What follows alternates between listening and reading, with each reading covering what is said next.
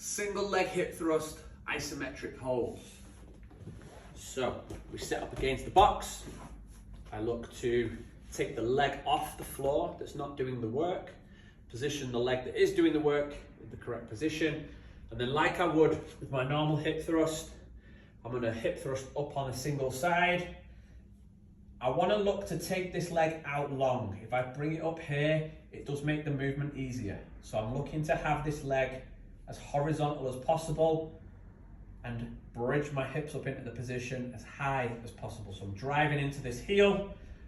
Be aware of what's happening with this rotation in the hip. Obviously, I don't want this kind of position where the hip that's not got the support is caving towards the floor. So even though I'm driving into this right leg, I'm trying to keep my hips up as square as I can. So I'm putting this kind of rotation through the hip, which intensifies the effort in this right leg. In this case, I'd hold for however long I need to hold for.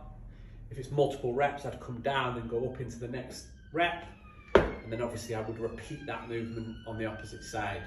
Okay, so I'm looking for my knee over my ankle. So this would be foot too close. This would be foot too far away.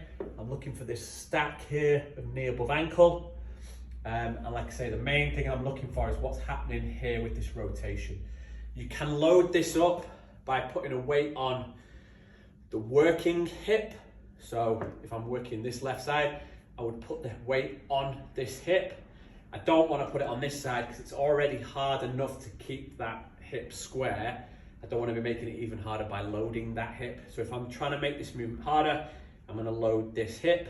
If I'm using a dumbbell, if I'm using a bar, obviously I'm going to load both hips evenly, but I'm still going to look to try and keep that non-supported side up as high as I can when I have added the load. Okay, so that's single leg, hip thrust, isometric hold.